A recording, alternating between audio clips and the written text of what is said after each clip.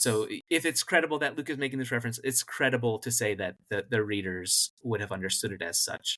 Because if you're writing for an immediate audience, you're not going to include much that you think they're not going to get in terms of references. But then, once the Gospel of Luke was circulated beyond that innermost circle, or a couple steps removed beyond that innermost circle, it's being encountered by readers who Luke doesn't know. He doesn't know their sensibilities. He doesn't know their what works of literature they may or may not know. It's just unknown to Luke. So you can't expect Luke to account for that. But by the time we get people commenting on Luke, it appears to be people well beyond this circle of literate friends, because they don't get this reference to Josephus. And in fact, I think they don't get a lot of the references that we can say were credibly included in Luke and Acts, for example. Happy New Year, and welcome to It Means What It Means, the podcast in which a guy with some college and a day job has long-form conversations about biblical texts. Kicking off 2025 is my conversation with Michael Kochenash on his article, The Census in Luke 2, Using Josephus to Make Sense of Luke's Irreconcilable Chronology. I know a lot of episodes have come out recently, so let me just say, if you want to reach out to me for guest suggestions or any other reason, please do so at itmeanswhatitmeans@gmail.com. All one word, itmeanswhatitmeans@gmail.com. Or you can hit me up on Twitter, Blue Sky, Instagram, Facebook, Threads, or Spoutable. Without further ado, here's my conversation with Michael Kochenash.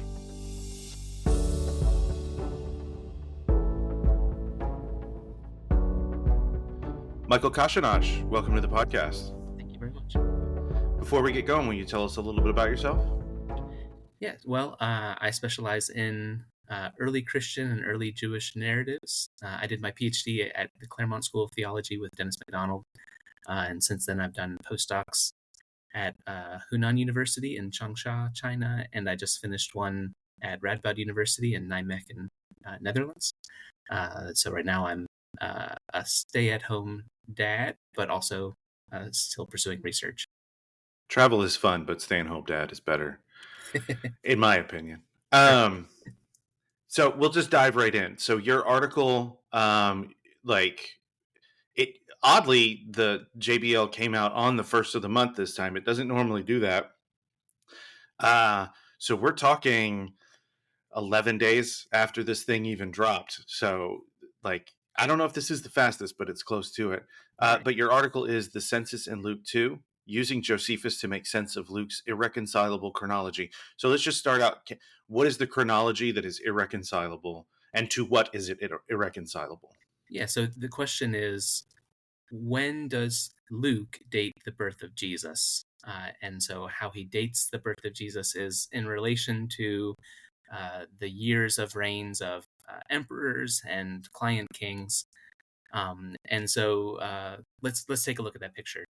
So we can go back even to the Gospel of Matthew. So Matthew also has an account of the birth of Jesus, and Matthew is explicit about when Jesus is born, at least in with respect to whose reign it was. It's the reign of Herod the Great.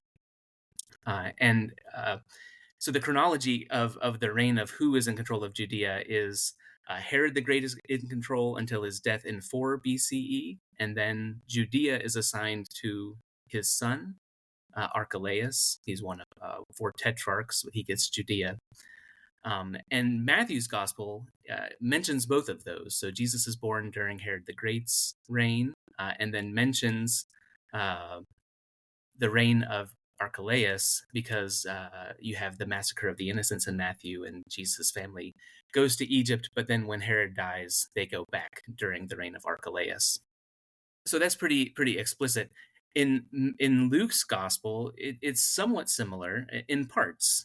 So you have the birth of John the Baptist, which takes place during the reign of King Herod, which is presumably Herod the Great. And then you have presumably pregnant Mary going to see Elizabeth and John. So that if Mary is pregnant around the birth of John the Baptist, that means Jesus is conceived during the reign of Herod the Great, born during the reign of Herod the Great, or shortly thereafter. So it puts it at about the same time, about 4 BCE. Uh, in Luke chapter 3, you have another reference to the 15th year of the reign of Tiberius, and this is when John the Baptist ministry starts. But it also goes into when Jesus is said to be about 30 years old. So Tiberius became emperor in the year 14 of the Common Era, and so 15 years before that would be about 1 BCE. So this is broadly consistent because Jesus is about 30 years old. So here you have Luke 3, Luke 1, and the Gospel of Matthew are all relatively consistent that Jesus is born toward the end of the reign of Herod the Great, give or take. But when you get to Luke chapter 2, with the actual birth of Jesus in Luke, um, it's synchronized in relation to a census ordered by Augustus, and it's specified as the one carried out by Quirinius. Now we know about this from especially Josephus, and so this takes place 10 years after Archelaus takes over Judea, and it's 10 years. That's when Augustus deposes him because he's so irresponsible, and so this is a kind of a big event on the stage of the empire. And then Judea is annexed into the neighboring province of Syria, which is ruled by Quirinius now, and Quirinius then conducts a census. So this is in the year 6 or 7 of the Common Era. So about 10 years later than Matthew puts the birth of Jesus, 10 years later than Luke 1 presumably places the birth of Jesus, and 10 years later then makes sense for Luke chapter 3, for Jesus being about 30 years old in the 15th year of the reign of Tiberius. And so there are a lot of different, very thoughtful ways that people try to make sense of this. And we can go through some if you want, but ultimately, I think the judgment of the consensus of scholars, if there is one, is that you cannot reconcile these dates. That the date in Luke 2 simply is an outlier and cannot be reconciled. Do they have to be reconciled, or is there some other reason that you would do it? Other than, I mean, I guess oversight is a cause, but are there reasons to intentionally do this? Well, that is the question. I think that the big impulse of scholars, I'd say there have probably been two impulses. One is to say this is a mistake. Luke is just wrong, has a bad source or something. Or on the other hand, this is not a mistake. And so you can figure out a way in which this does make sense. So I talk in the article about a recent proposal saying that in Luke 2, it says this is the first census conducted by Quirinius. And so this scholar argues that wording indicates this is the one prior to the one we all know about by Quirinius. So that this isn't the main one. This is the first one, which is a good try, I suppose. But there's just no evidence outside of Luke that there was any other census conducted by Quirinius in the region of Judea. So what I do is I say, well, if you're at kind of a stalemate in terms of being able to reconcile the dates, one thing, my impulse is not to say, well, it was a mistake, unless you have to. Sorry, that's something to keep in the back of your mind. Let's not, as a first instinct, go to this was just a mistake, and let's not try to force a square peg into a round hole. Instead, we could think about what are the connotations or associations that ancient readers had with this census, and think about what maybe Luke could be trying to communicate by placing the birth of Jesus during this well-known census. And what might that be?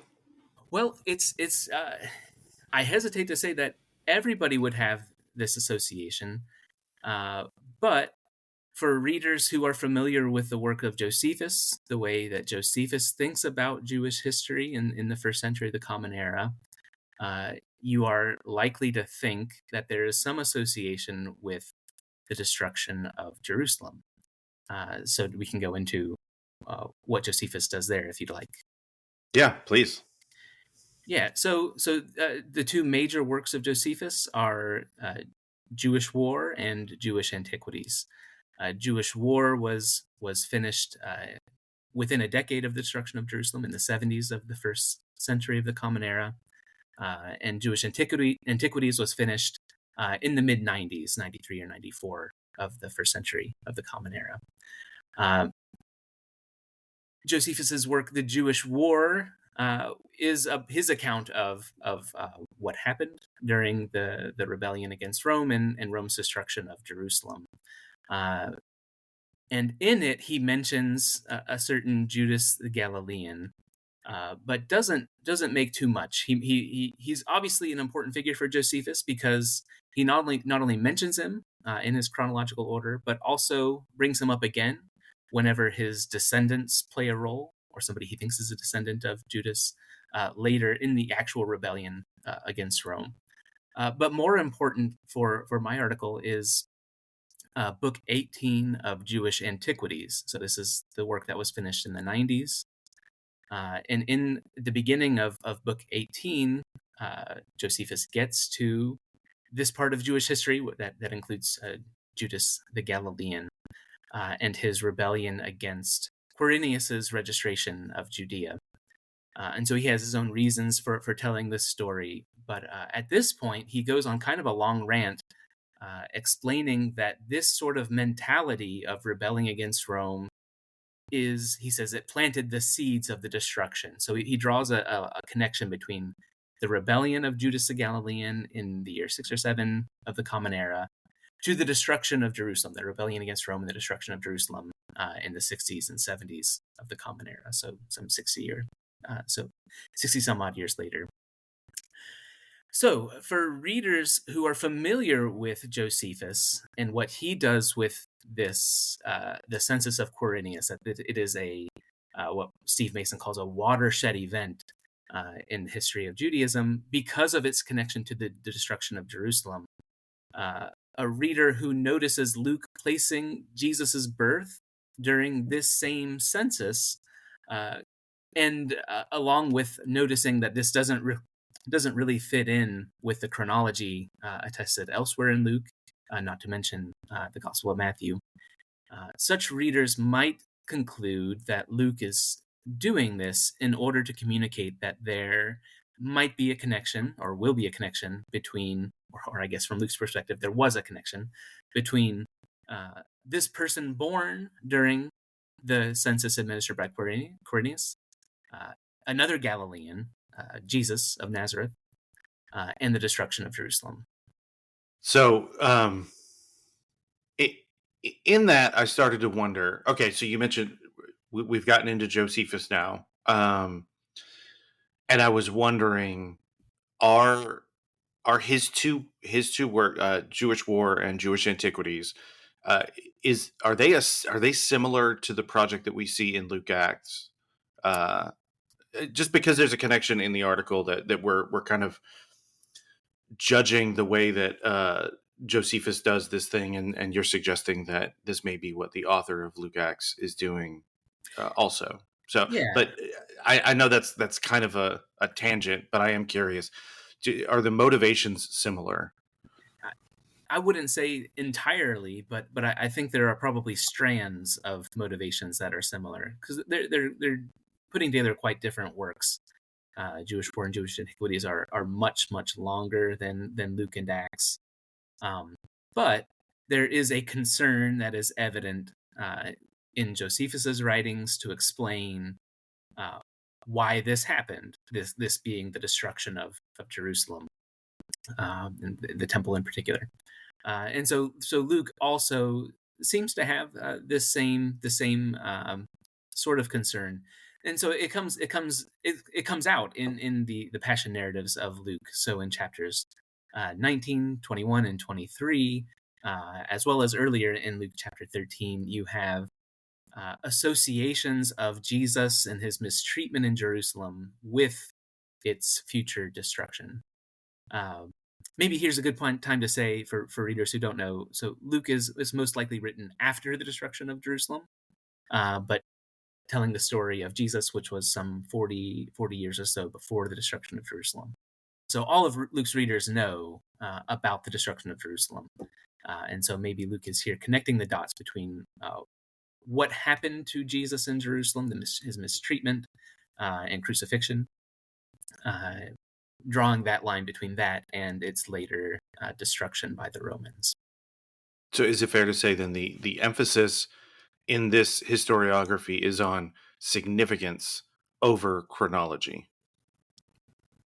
I think so. I mean, I wouldn't go so far as to say that they're mutually exclusive, and or that they are not in evidence in either Josephus or Luke and Acts. I think both uh, indicate some or exhibit some good chronology generally, trustworthy chronology in general. Maybe Josephus more than Luke, um, but there's both, right? So it's history telling for the purpose of maybe explaining a truth that is greater than facticity, if that's what you're asking. I think we have these categories and we have a tough time, modern Western American. Our understanding of history is that it would be separate from something like theology. That's a separate section in the bookstore or whatever. Mhm. Uh, but in this case, it's almost like we say historiography because that's the best category that we have, but it actually encapsulates more than simply I am recording what happened to you, which historiography always is, but I am recording what happened to you. There is something being asserted beyond merely this, then this, then this. So maybe it was a bit reductive the way I framed it initially, but so it's emphasizing in this case the proximity to significance rather than a precise chronology. Is I that think a so. better way of putting it? Yeah, in Luke's preface, he talks about writing so that the readers will have assurance about the truth of the things that happened among you.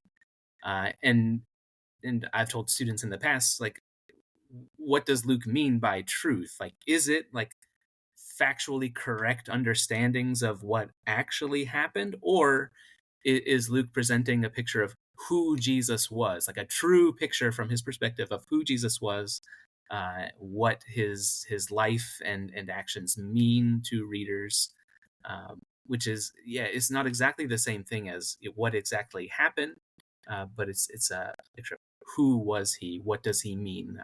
So I think that's affirming what you were saying. Okay. And so you said Luke Acts. We'll just stick with Luke, but I know that it is that there is a mindset that associates them together. They come after the destruction of Jerusalem. When is that? When are they written? Yeah.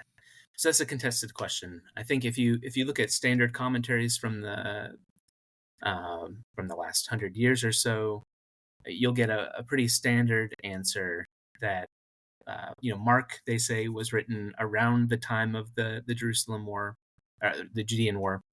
Uh, Matthew was written later, maybe a decade later, 75 or 80. Luke was probably written around the same time, maybe a little later, 80, 85.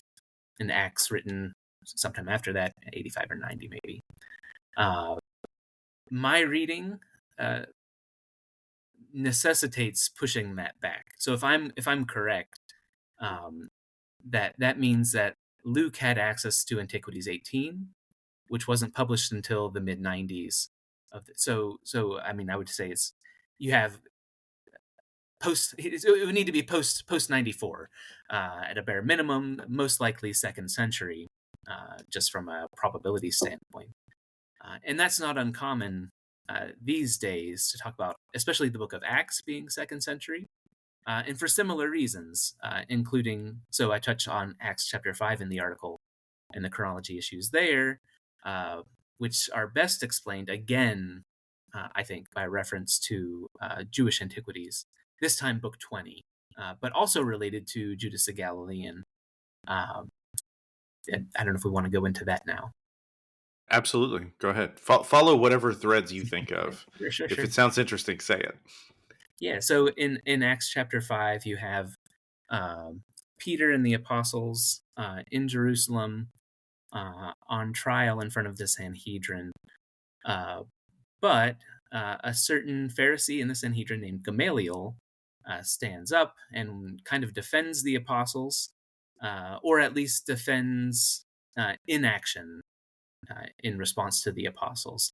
And he does so by referring to a couple of Roman occupation, Theudas and Judas the Galilean. And Gamaliel says that first Theudas rose up, blah blah blah. He was suppressed by Rome, and then Judas the Galilean rose up, blah blah blah, was suppressed by Rome, and argues that we weren't involved with suppressing these rebellions against Rome, and they went away without our involvement. And so he reasons that if God is not with the apostles, they're going to do the same thing. They'll be suppressed by Rome. We don't have to worry about it. If they are backed by God, we shouldn't oppose them, because then we're fighting against God. So this is sort of an interesting rhetorical move for Gamaliel to make. But there are, again, chronological issues. According to the chronology within the book of Acts, there's little reason to think that much time has passed between Acts 5 and the Pentecost event of Acts 1. So the resurrection of Jesus and then the giving of the Holy Spirit. So we're not very far from the year 30 of the Common Era, more or less when Jesus was crucified. The problem is Theudas rebelled against Rome in the mid-40s, so about a decade later than when Gamaliel is speaking. Perhaps as a way to account for this, Gamaliel messes up the order and says that Theudas rebelled against Rome before Judas the Galilean. And if we assume that Luke does know that Judas rebelled against Quirinius' census in the year 7, and if Theudas is before that, then this is all before Gamaliel's speech. This is, of course, wrong, though.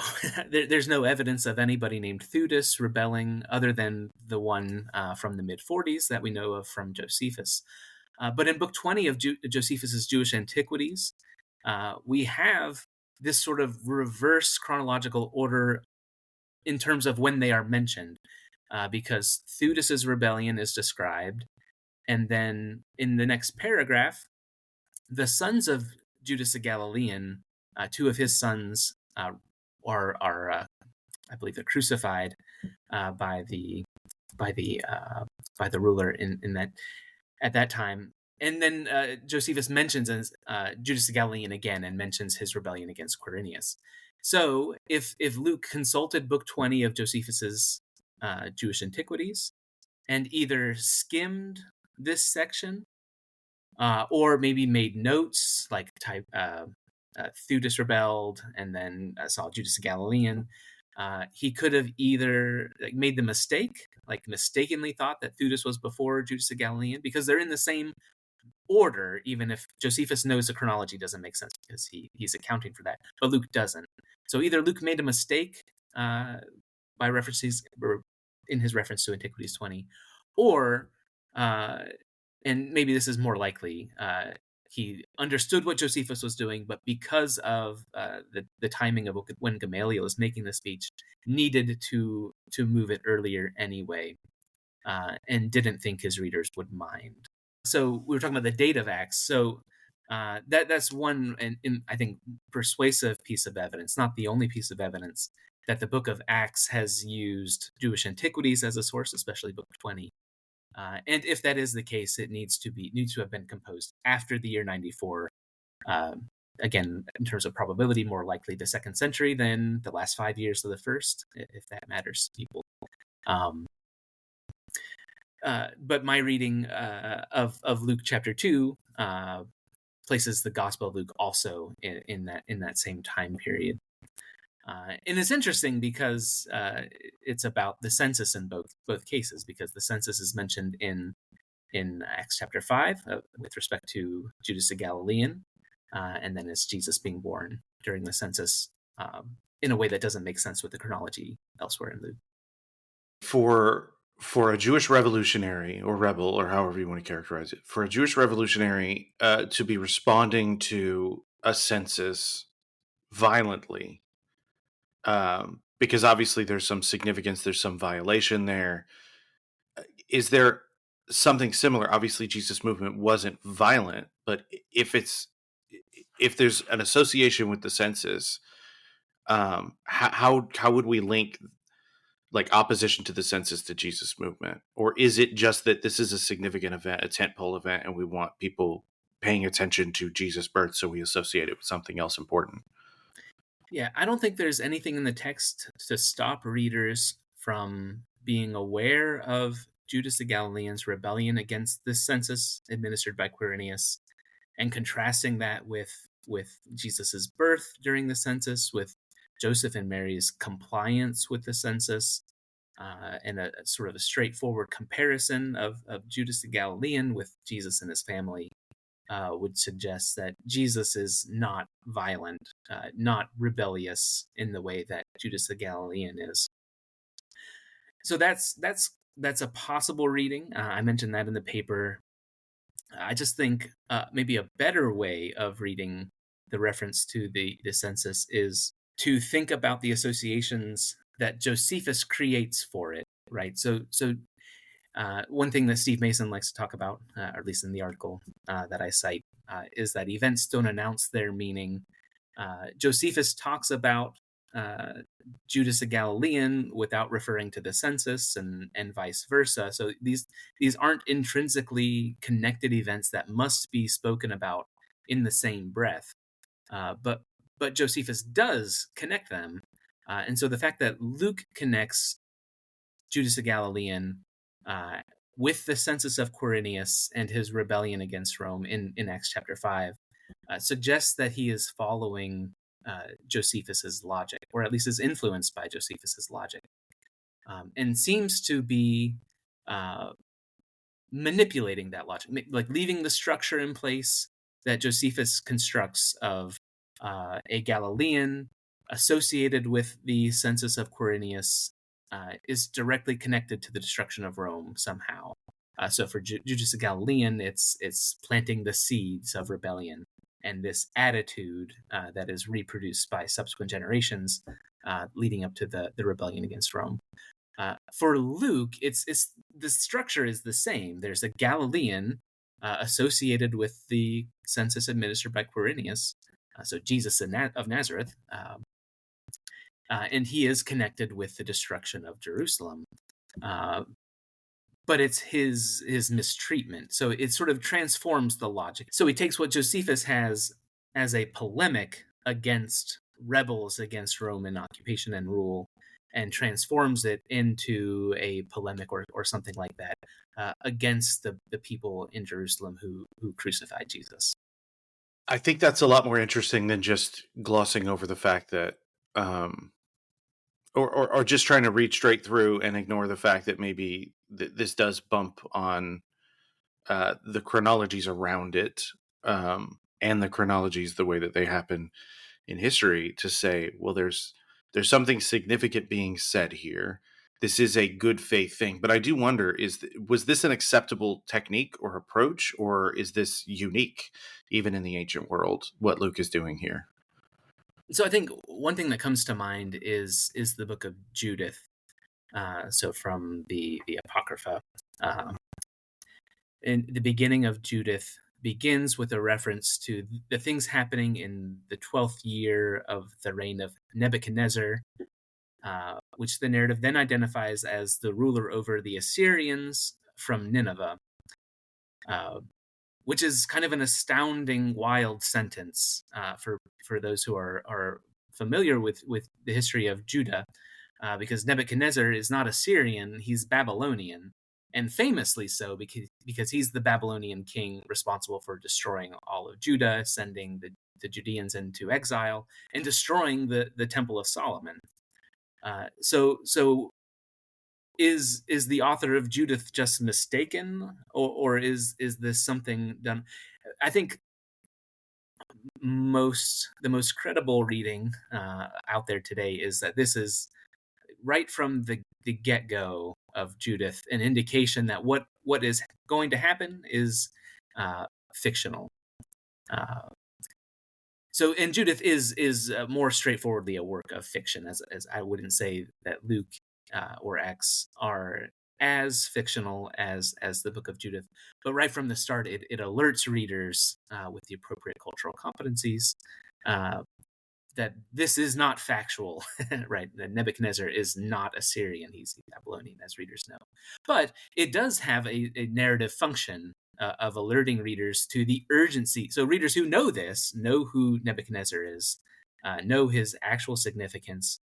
I think it raises the narrative tension, the narrative urgency uh, for what's going to unfold in the narrative, right? So readers know that Nebuchadnezzar is uh, very destructive and wicked from their perspective king, destructive force for the Judeans, and so that raises the stakes for what's going to happen. Maybe something similar you could say is happening in the Gospel of Luke, where something is for readers who have the appropriate cultural competencies can see this is obviously incorrect, but can see something greater being communicated through that. So does this happen all the time? I don't have the knowledge to say, but it's not unprecedented. I, I'm picturing in my head like a spectrum. On one end, way far end, there's a fictional account that's commenting on something, and all you have to be is aware enough or educated enough on kind of the foundational issues that it's addressing to understand it. And on the other end, there's like an account of a battle that just tells me how many bullets and artillery shells and what the temperature, what like all the data. And I'm thinking about people who tell me like, I wish there was a news channel that just told me facts. And like, well, we have those, and you don't watch them. Like, there's a ticker at the bottom of a screen. Like Mhm. no one actually just wants to collect the data for their understanding of things. And so somewhere situated between those two poles is historiography on varying degrees of legitimacy. And then it's sorry to kind of harp on this point, but it's really interesting that I think they had in the ancient world maybe a better set of categories or brushes to paint with that encapsulated more things, and they just understood those as life. And so something like Josephus, there's a theological point of view. Am I wrong? No, correct. And obviously in Luke there's a theological point of view, and also there's an attempt to communicate about the life of Jesus and the things that happened and to associate it. And this is more me rambling and just kind of thinking out loud to digest what I've heard you say. So there's a certain amount of reporting, there's a certain amount of editorializing.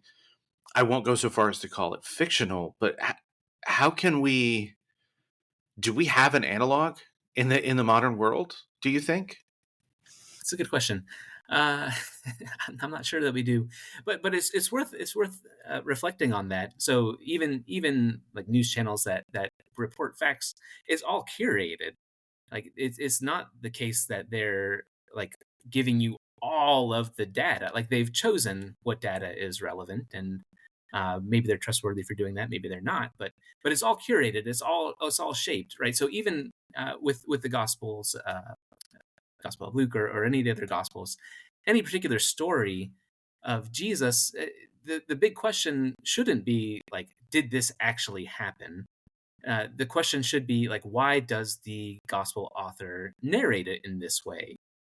Because we could presume, yes, it did happen, sure, just for the sake of argument, and uh, that doesn't tell you why the author includes this detail and not a handful of other details that, under different circumstances, could have been considered just as relevant. And so I think it's the task of biblical scholars, or one of the tasks, to sort through, why are these stories told the way they are? Why are they structured the way they are? Why are these details included and others not included? And can we make sense out of that? And I think, it reflects my approach to say that uh, these are all strategic to a greater or lesser degree. So I don't think we've gotten on this yet, but I am curious. You mentioned reading communities. What Mhm. are reading communities? What do we know about Luke's reading community? I guess I'll leave it at that. I'll mute my mic and let you talk now. Sure. Yeah, so I have a chunk of the article devoted to the question of Luke's reading community. In part, it's meant to sort of anticipate a critique of my reading. The critique being, well, nobody read it this way. Nobody previously understood this that we have attested. Nobody read this as a reference to Antiquities Book 18 or as referring to Josephine logic about the census of Quirinius. We don't know how the New Testament narratives were composed, but I think our best guess, like what's most historically probable, is to look at the writings for which we do have evidence of how they were composed. And then, if there's no compelling reason to say the Gospels were composed differently, then we should assume they were probably composed in the same way. And so, what evidence we do have for the composition of narratives in the ancient world comes from very elite, like socially, materially wealthily elite writers like Pliny the Younger. The way that they wrote was in circles of other literate friends and colleagues, and they would write for them. And they would share their writings and perform the writings for each other. And then, whenever they finished, those writings would circulate through those circle of friends and then outward. And so, this isn't to say that because these socially elite writers uh, did these things, Luke must also be socially elite, right? That's not what I'm saying. But the practice is, I think, the historically probable thing to say is the practice was similar, just with considerations for um, relative social class, social standing. So uh, I argue that Luke's gospel, and I'm not the first to argue this about the Gospels, were written for most immediately in the first instance for their circle of literate friends. And so when we, as readers much later, say that it is credible that there is a reference to Josephus, for instance, in the Gospel of Luke, then it is therefore probable that the author's inner circle would have known that, right? So if it's credible that Luke is making this reference, it's credible to say that the readers would have understood it as such, because if you're writing for an immediate audience, you're not going to include much that you think they're not going to get in terms of references. But then, once the Gospel of Luke was circulated beyond that innermost circle, or a couple steps removed beyond that innermost circle, it's being encountered by readers who uh, Luke doesn't know. He doesn't know their sensibilities. He doesn't know what works of literature they may or may not know. It's just unknown to Luke. So you can't expect Luke to account for that. But by the time we get people commenting on Luke, it appears to be people well beyond this circle of literate friends, because they don't get this reference to Josephus. And in fact, I think they don't get a lot of the references that we can say were credibly included in Luke and Acts, for example. So it's reformulating how we think about the composition of the Gospels, but also trying to advance a different way of approaching the issue. So I think that the most common way that scholars approach the issue of uh, is this claim of intertextuality credible? I think the instinct of most scholars is to say, well, this is either a well-known piece of writing within Jewish circles, or it wasn't. And if it wasn't, they say, well, it's unlikely that this was a reference that was being made, because it's sort of a deductive reasoning. Like, we know this was not a popular writing among Jews in this time, or at least that's our understanding. Therefore, it is unlikely that Luke is making a reference to this. Whereas my approach is turning that around, pushing for an inductive approach. So if there is a credible argument to be made that Luke is using Josephus or Homer or the Jewish scriptures, for example, then it is therefore likely that the inner circle of Luke's reading community is aware of those and would catch these references. At least some of the members of the community. I think it's a helpful explanation because so again, when we're talking about chronology, we're talking about it is kind of a basic fact thing, right? Like, George H.W. Bush was president after Ronald Reagan. I may make a mistake in a conversation and refer to something that happened while Reagan was president rather than while Bush was president. But to see that, okay, well, this doesn't match up, to have an explanation for that goes beyond just undercutting it and saying he was either wrong or doing something in bad faith, that there may be a point beyond that. Okay, it can still be in good faith. We don't necessarily have to take the chronology seriously, but we can say it may point to something significant that's helpful in understanding the motivations of the writer. Is that, in a nutshell, is that kind of where you're going with that? Yeah, I think so. Right. So as opposed to Mark, who, I mean, I'm not saying Mark is different in terms of how it was composed, but so for instance, in a footnote, I mentioned how Mark calls Herod Antipas King Herod.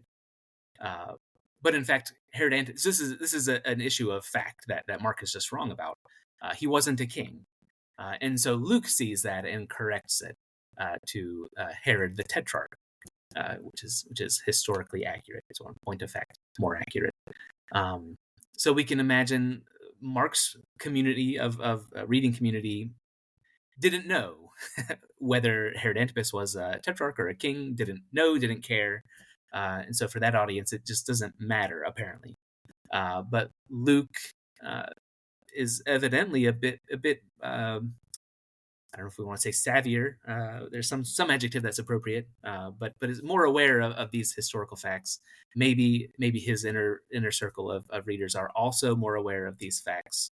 But yeah, so I'm proposing with the census, just a community of readers within which this apparent mistake is intelligible and can make sense to them and communicate something kind of interesting.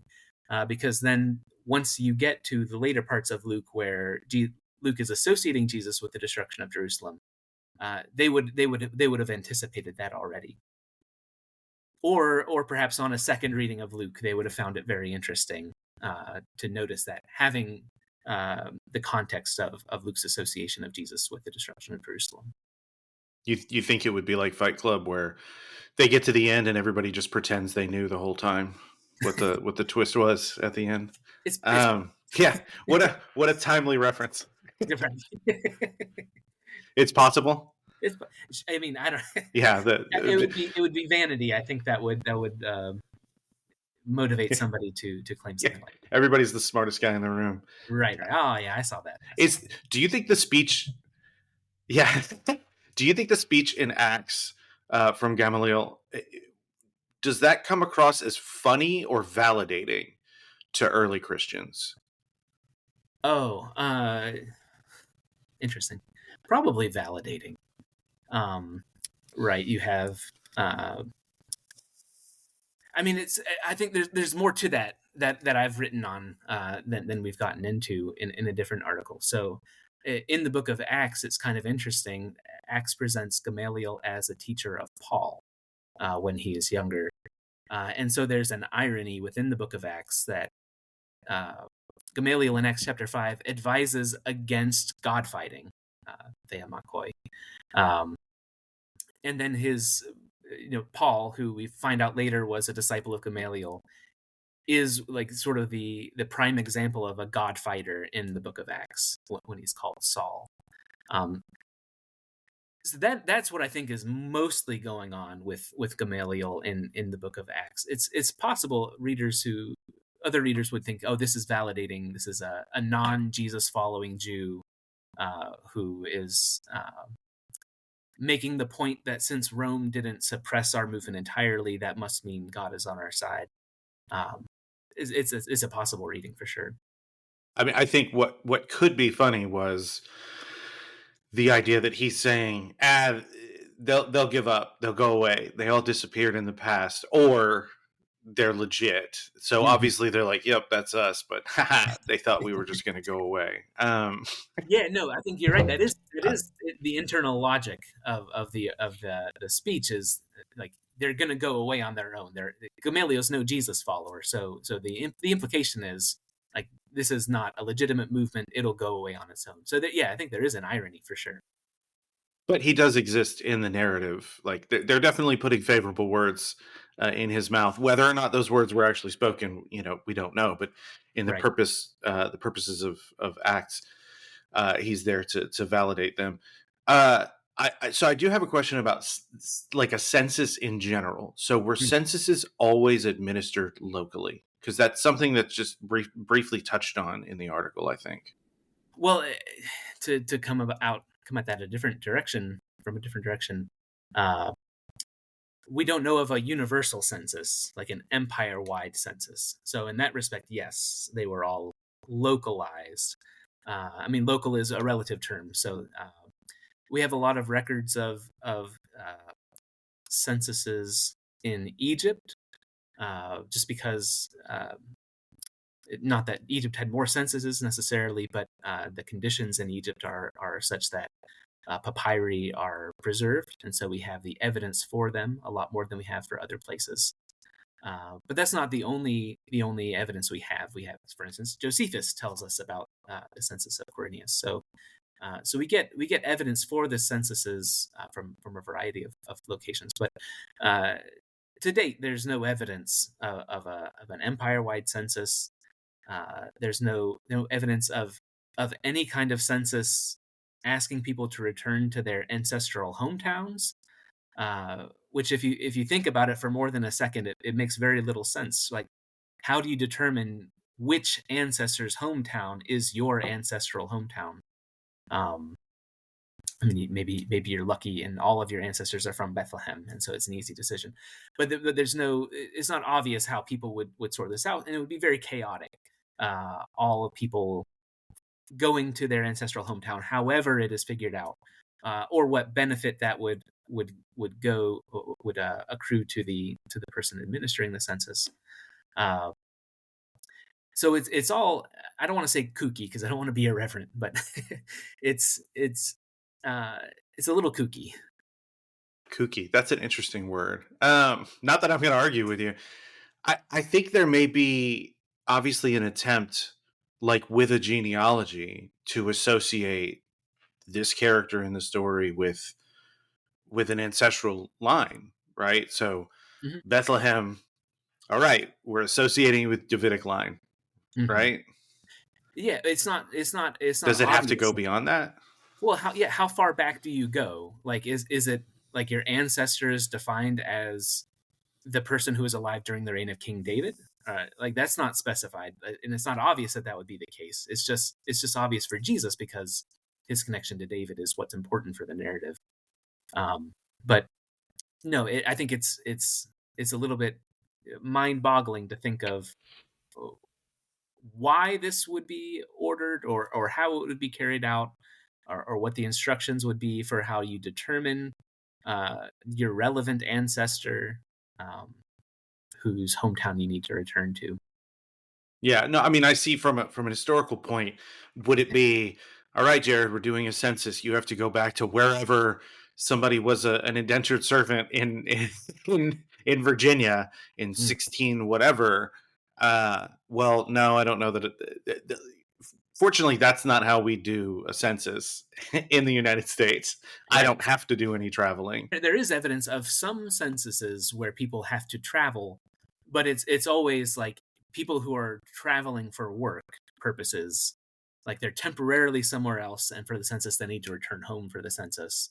And so that's evidence that people point to for the plausibility of what Luke says, but it's in my judgment just a different thing um, than going to your ancestral hometown.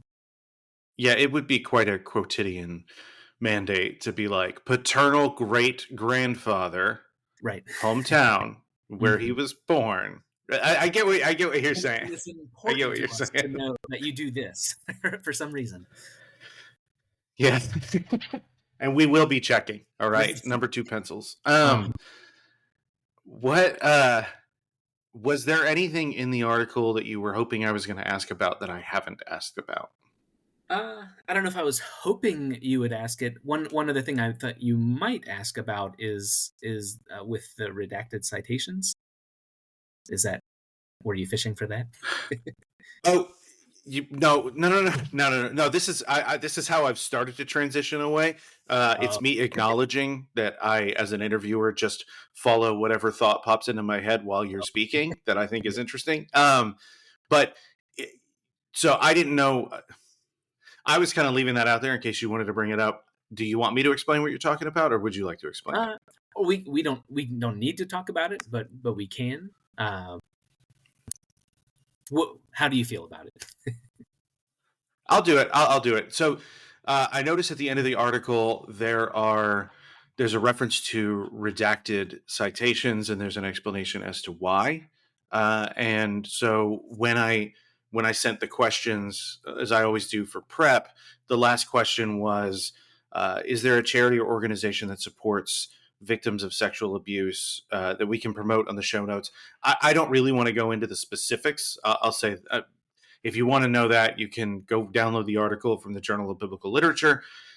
But so we'll have, I found one as well. So we will have two links for charities that people can support for victims. I believe what was the charity you chose? The National Center for Missing and Exploited Children. Okay, so I will have a link to their website for donations there, and I will have one or two more links as well, and they'll be highlighted in the show notes. I really appreciated that, and I'll say this: so there is, there's another disgraced. It's not the one we're talking about, not the one mentioned in this article, or rather redacted from this article.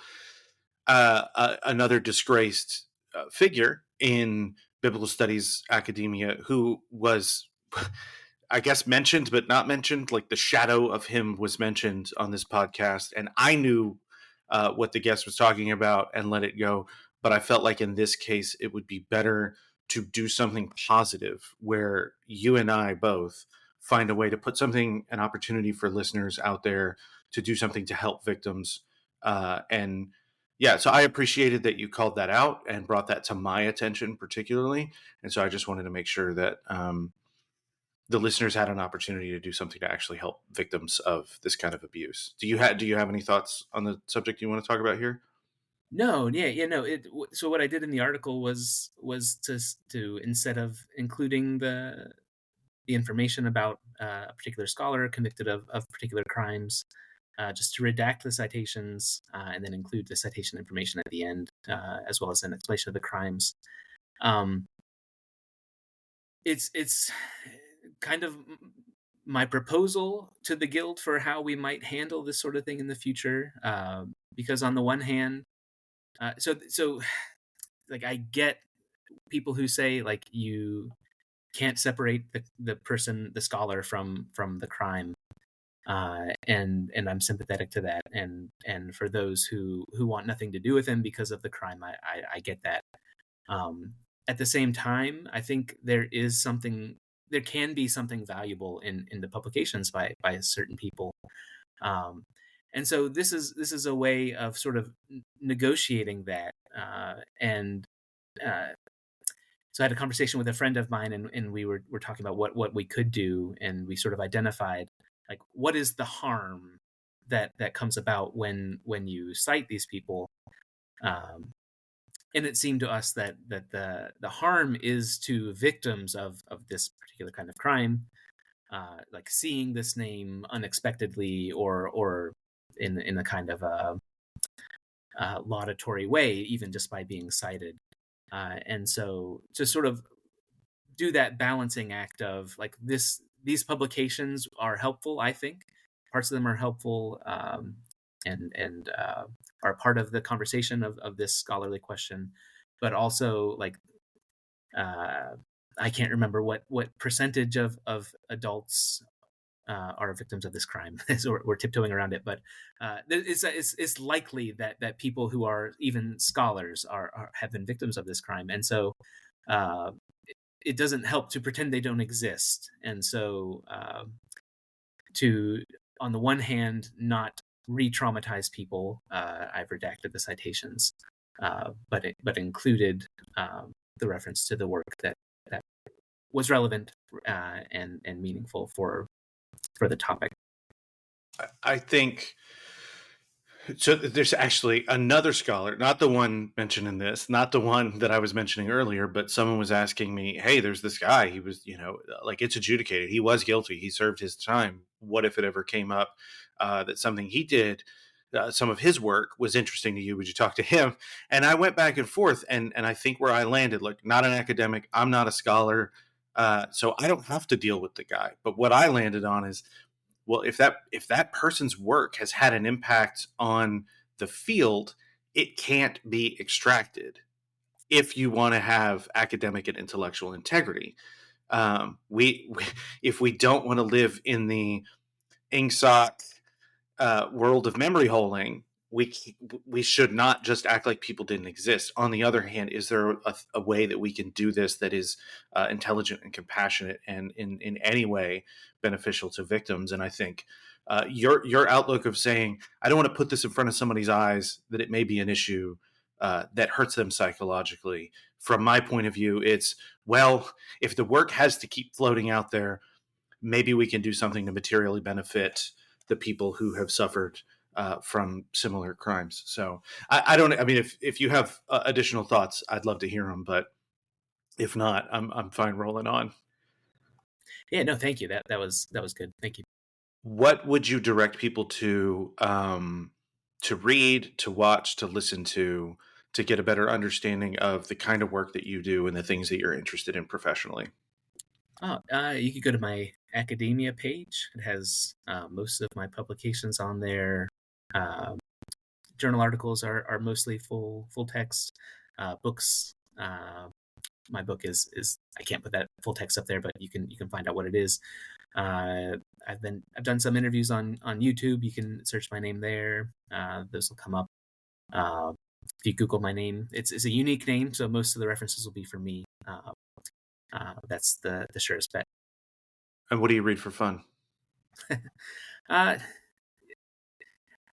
I it when I say it out loud, it sounds kind of lame, but mostly I pick Pulitzer Prize winners in fiction and try to read those.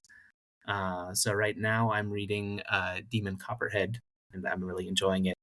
I read Trust most recently before that, and really enjoyed it. I think Hernan Diaz is the author of Trust.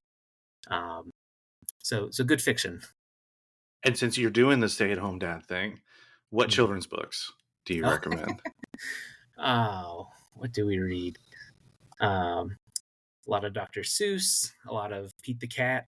Um, we do have a Bible stories book. My son is 4, so we're introducing to those stories. We have also some Homer, the Iliad and the Odyssey, for kind of an older age group, but he's still kind of into it.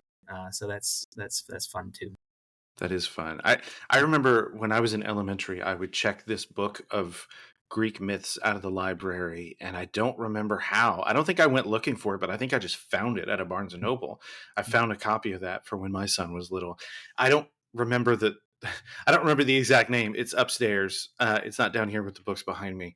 But I may link that because you just reminded me of that. That was a really exciting thing for me to get to read. Also, I'll throw this one out there. If it's not in your library, or if these are not in your library, Goodnight Moon Mm. and The Monster at the End of This Book. Those Oh, are two that I still remember fondly. those They are got good. read pretty much every night for Oh, years.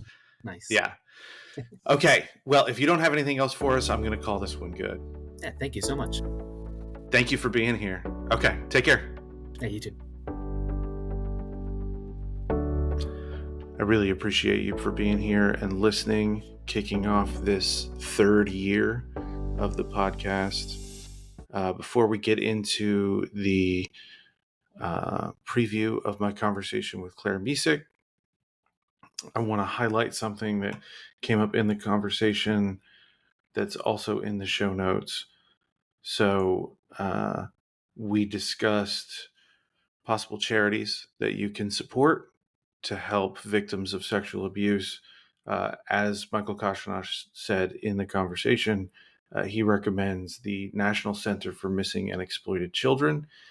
And where I landed for my recommendation is the Rape, Abuse, Incest National Network, or RAIN.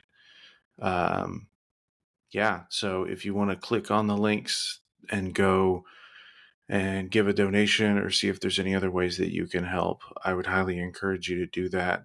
And I really appreciate the opportunity to add that in the podcast. So, him doing what he did with the citations, the way that he did in his article, I think was really helpful.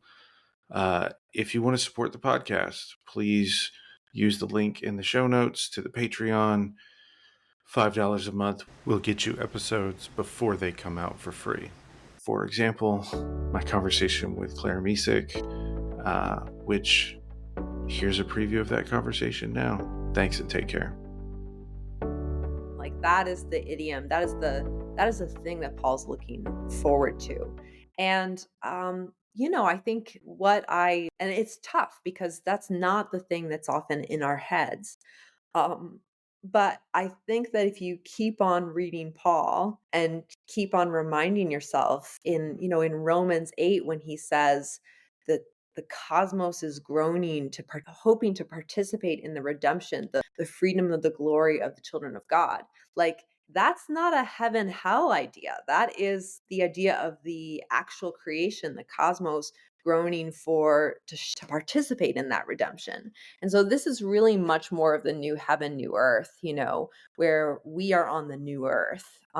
We are on the earth made new. And that's kind of what Paul's looking forward to.